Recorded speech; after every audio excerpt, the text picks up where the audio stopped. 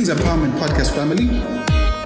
August is known to be Women's Month, and in celebration of that, South Africa presents their third annual Women's Conference that is hosted by yours truly, Nompilo Kumede, the Powerhouse.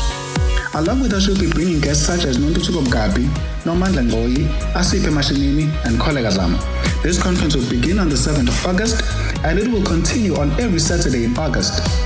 This conference will begin at 7 p.m. ending at 8 p.m. It will be held virtually via Zoom. To be part of this event, you need to purchase the tickets that is worth 190. But Empowerment Podcast has decided to put one lucky lady to be a recipient of these tickets simply by answering these three simple questions. Number one, who is the founder of Empowerment Podcast? Question number two, why is August known as Women's Month? And the last question, what are the three pillars of Empowerment Podcast? Answer these questions by sending in a WhatsApp message on 065 615 6641, and also tell us in which show of the Empowerment Podcast did you hear this ad. Don't forget, we are here to empower you. Happy Women's Month.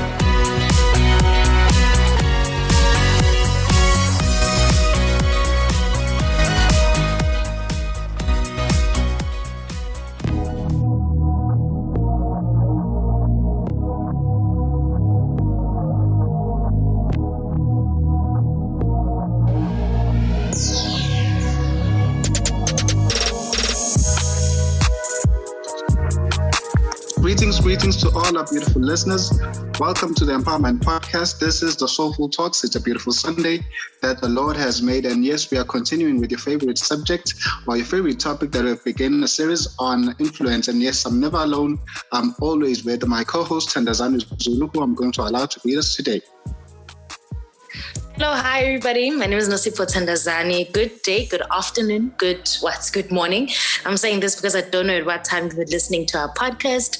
I hope you guys are good. Happy Sunday. Today, as Mr. Author said, we're going to continue with the topic on influence. We are having Mr. Bright Hlongwane. I'm just going to allow him to greet our listeners, and then he's just going to tell us more about himself, his background, and all that. Hi, Mr. Hlongwane. Hello, Thandazani and your co-hosts. As you said, my name is Bright Hlongwane, a young entrepreneur, public speaker, and activist, originally born and bred in Umlazi, but now currently based in Johannesburg, South Africa. Yes, greetings to you. I hope that was enough. Most definitely say greetings to you. We are so happy to have you. And our second question to you, as you've just defined or told us who is Bright Hlongwane, we would like to know, as I said earlier on, that we are on the topic of influence. I would like to know, how do you define influence? My definition of influence is on how a person is able to assist others make their own decisions, be it advising them, helping them. But there's a recent statement I made that one can have power but no influence, and also one can have influence with no power. So influence is a very, very broad topic which speaks more to assisting a person's understanding and implementation of their either opinions, views, or skills. So an influence is more on how you as a person are able to have an impact on other person's thinking or undertaking of things. So that's how I would define influence in my own words. Sure, I like the explanation, and I think most people who follow you and people who know you, even Abanye who haven't met you but know you from social media, know how influential you are. I remember this other time, I think it was 2 years ago, when you were walking in the streets of New York wearing imvunulo, and everyone was applauding you for that. I've seen you, last month actually you went to Egypt. Can you just tell us more about that experience? Why do you are answering the question, Etienne, have you always thought that you always be this influential, and what or who influences you as well? So I never thought growing up that I'd be able to have an influence on any persons or any people for that matter.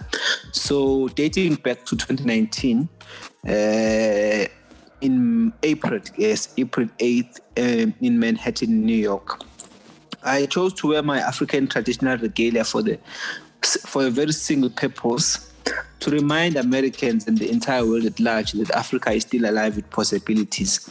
So the Secretary General of the United Nations, His Excellency Antonio Guterres, also asked me the very same question. He said, out of all the things you could wear, why this? And I gave him the very same answer, that I wanted to remind you and the world that Africa is alive with possibilities. So influencing people maybe was part of the package, but I was doing it to remind the world that we are not just people who live in a jungle.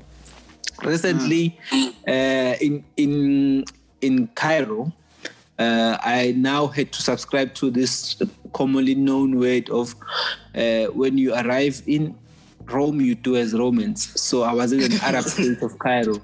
So I had to wear the kalashia or kalapia. Yeah, I think it's kalapia. So also wearing it was just out of my own willingness. I didn't even know that it was going to be such a huge issue. So the wearing of myself wearing the kalapia was just trying to adapt to new things or what happens in the Middle East. But then others took it as an inspiration. Others also took it as an influence that we as young people need to also adapt ourselves to other cultures and to other customs as well. So on the part of who influences me, I am not an easily influenced person. I'm a hard-headed person. Tandazani can attest. So I wanted to say that. Growing up, I didn't have an influencer, or I still don't have an influencer. I recently wrote a response on a question that said, who is my inspiration? Who do I look up to? And I said, I look up to myself. I'm inspired by myself. Looking at the young Bright Hlongwane in 2007, who was 10 years of age, and the Bright Hlongwane who's now, there's a major growth and inspiration that now inspires me also as a person, that looking back and saying, no, my man, you have done a lot for yourself. Wow. Yeah, I got to say this, Mr. Hlongwane, you're definitely king, sir. You're definitely king. You're taking up space. Moving on to our next question. I would like to know, and I'm glad that on answering the previous question, you've touched on this, but I want you to go deep as you're about to answer this question that says, how do the decisions you take impact the people whom you influence, and how do you separate the two, your personal life and, the circle of people you influence? Because the honest truth that with everything you're doing, every leader influences a certain people. You might be doing it for yourself, but there are those who look up to you, and they're definitely influenced by what you're doing. As you've said, the decisions you're taking, as you are looking up to yourself, leading yourself, there are definitely people who are influenced by what you are doing. So how do the decisions, when you take the decision, how does it influence, and how do you separate the two, your personal life and you as a leader? So that's a very tough question. I've been at very huge loggerheads with the person Bright Hlongwane and the brand Bright Hlongwane. So you know that at times people don't understand that there's a person and there's a brand. Yeah. So there has been that huge crisis whereby I have not been able to live my life freely, because whatever I say or do will now reflect on the Bright Hlongwane I've built, not the Bright Hlongwane I am. So there's been a very huge crisis there, but I've learned to be able to manage that. Also, another thing, I founded the Youth in Business South Africa in 2015. It's been also extremely hard to separate it from myself. When people say YIPSA, others, Bright Hlongwane, and they say Bright Hlongwane, they say YIPSA. So it's been hard detaching myself from these brands. Secondly, now you know that these days, whatever you say or do reflects back on what you're trying to do, or what you're trying to achieve. So I can make a joke about unemployment and people could say, "Oh, but Bright, you are always saying young people must become entrepreneurs. Why are you now shading off unemployment?" Forgetting that I'm also a person, so I need to make jokes.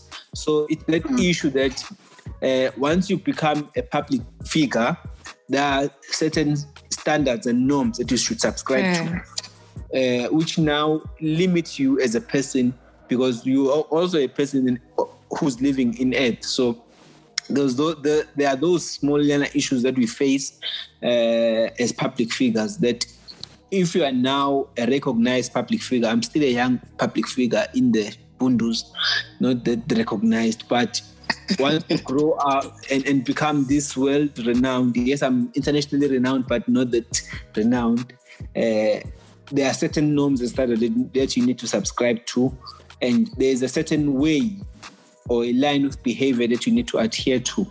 So Thandazani can also attest, I'm a very joking person. I love to joke around and say things, but at times I tend to get issues because some of the jokes may be sensitive.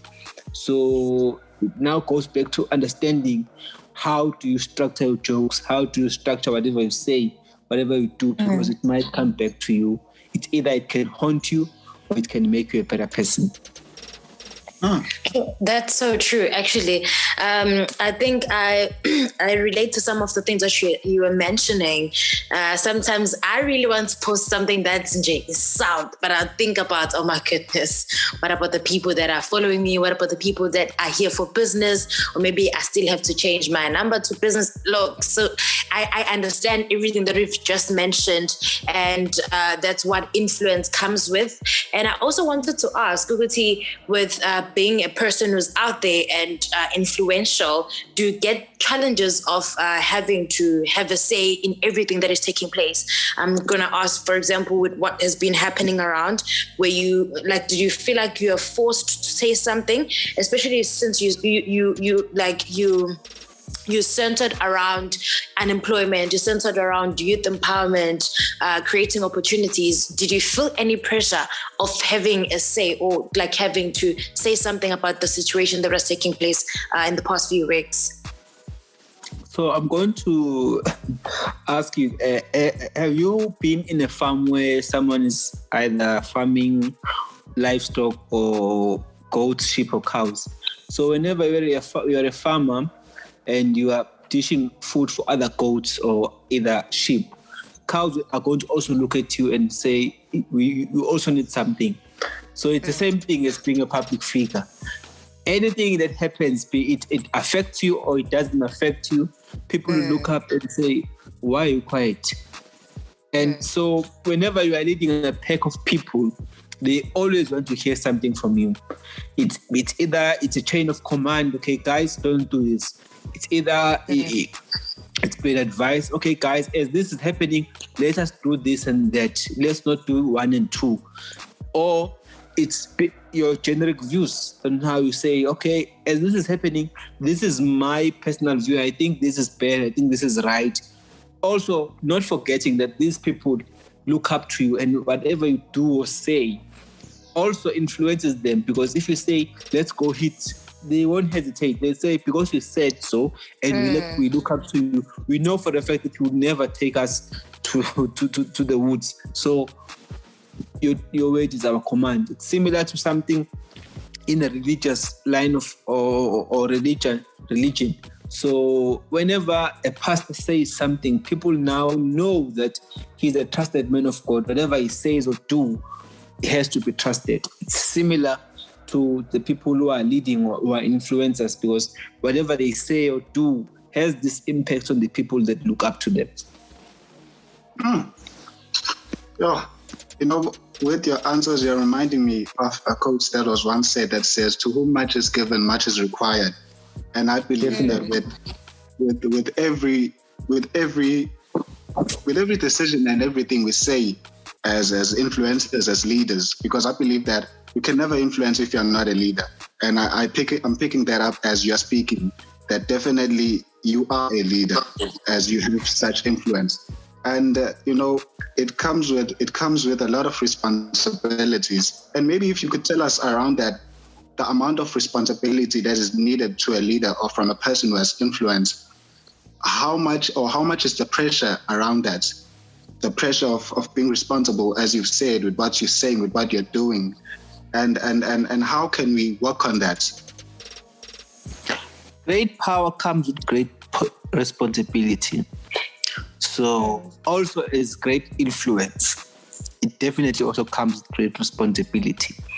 So the responsibility is not something that is going to be very low. It is definitely going to be extremely tough. And also it's going to be massive. I'll talk about this constituency of young entrepreneurs I've built over the years. YIPSA currently stands at over 30,000 followers. That means over 30,000 young South Africans look at YIPSA and say, no, this is the home for young people, or young entrepreneurs. Out of the 30,000, 7,000 are registered members of Youth in Business South Africa, meaning 7,000 members are part of the YIPSA community. And as the Secretary General of the Youth in Business South Africa, I'm responsible for the communication of either policy, strategy, or way forward. So whatever I say goes to these 7,000 entrepreneurs and is like a chain of command. Because if I say, let's do this as young entrepreneurs, they won't hesitate because they joined the Youth in Business South Africa voluntarily. So, as I've said, great power and great influence comes with great responsibility. You have to ensure that out of all these 7,000 members of Youth in Business South Africa, none has a complaint that you don't communicate thoroughly information. None can say that you are picky or biased. So responsibility is great. You have to treat all your constituents equally, and you must also know that you are not leading yourself. You are leading yourself and them. So you have to ensure that all the people you lead are on the same boat and you are all heading to the same direction. Sure. Wow. Thank you so much for answering that. My next question was, Uti, can you please tell us more about Youth in Business? For someone who doesn't know what Youth in Business is, can you just take them through how do you join? How do you become part of this very cool family that talks about entrepreneurship? And also about your other business is Mangaliso. Can you just tell us more about those two businesses that you are actually part of? So the Youth in Business South Africa is a platform I founded in 2015 for the sole purpose of accelerating the creation of more job makers and less job seekers. It's a known fact that South Africa's youth unemployment currently stands at 74.7%. And it's a huge crisis. And to avert that crisis, we need to create more job makers, meaning we need to create people who will create employment opportunities rather than people who are going to look for employment opportunities. So Youth in Business South Africa is focusing on that particular batch of people who have aspired to become job makers. So its primary role and duty is to coordinate resources, financial, physical, capital, and so forth, and bring these young entrepreneurs into one platform and say, guys, here are the resources. How can we create sustainable and thriving youth-owned businesses? So it's basically like a youth chamber of commerce, but we operate differently because we don't want to be like a union of young entrepreneurs. We want to be an ecosystem where whenever I need a service and Tandazani is offering that service, I buy it from Tandazani. So we have to create that ecosystem amongst ourselves before we even go out. Mangaliso is a private company. I also founded it in 2017. It's currently focused on strategic consulting, media and marketing, and energy. So it's a fairly young company, but with great ambitions, I've said. It's more in the consulting business because it's one of my strongest points. I am able, or I have a skill of strategy development all the way to implementation. So that is what I converted into a business. And it's currently now venturing to renewable energy, property, and transportation. Hey now. I'm clapping throughout. I mean. Mr. Hlongwane, definitely a power pack, a leader, a king. an influencer. I'm definitely influenced by what you just shared. Wow, I'm amazed. I don't know what to say. But what I'd like you to do for us now is please share your closing remarks. My closing remarks for you and the listeners at home is always what I always say whenever I engage with young people. Stand up, look at a mirror, go to a mirror, find a mirror, in fact. Look at yourself and say, I am capable. And after telling yourself that, go out and find other young people you can join, be it in a politics space if you are a politician, be it in an activism space if you're an activist, and you collectively say nothing for us without us. So as young people, we need to stand up. We are currently in a crisis where young people are sidelined in decision-making platforms, and they have no voice, and they are constantly called the future, as I've said. So we have to be part and parcel of the planning process of the future. That's a given. So I implore and urge all young people listening that the time is no longer tomorrow. You are no longer a leader of tomorrow. You are a leader of today. So stand up and lead yourself and lead others as well. Joe, thank you so much for that, Mr. Hlongwane. I'm sorry to put you in a spotlight, but can you just please tell our listeners how old are you? I was born on the 7th of May, 1997, so you do your calculations. That was just like a top inspiration, basically, because you're talking to such a young person who've done so much and who's basically going very, very far. Thank you so much, Bright Hlongwane, for joining us, and may God keep on blessing you. May you keep on growing. May you keep on being influential and impacting more lives. All the best with your businesses and other ventures that you're about to be part of. And yeah, thank you so much for joining us. To all our listeners, you know where to find us. We are Empowerment Podcast on Facebook, Instagram. We are Empowerment_podcast. And our WhatsApp number where you can just drop your messages or suggestion is 065-615-6641. 065-615-6641. I'll throw the bells again to Mr. Author as he's also going to wrap up with the competition announcements. I received Women of God, I forgot to say. You're welcome. Yeah, guys, as Tandazani just shared, that there's a competition going on the Empowerment Podcast. As we know that next Monday there's Women's Month, and South Africa and Nombilo Gumed at the Powerhouse, they are bringing you their third annual Women's Conference. Yes, it is something that is happening.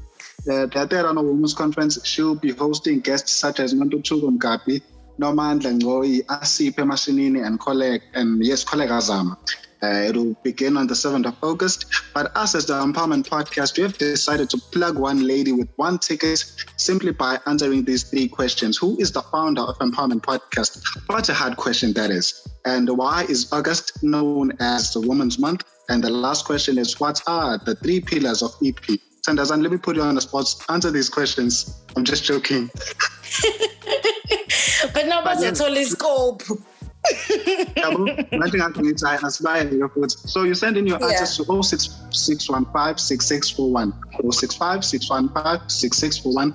Let us know on which show did you hear this ad, and let us know of the answers to these three easy questions. Then you get yourself a ticket to that women's conference next month. Thank you so much. Happy Sunday. See you next time. Bye.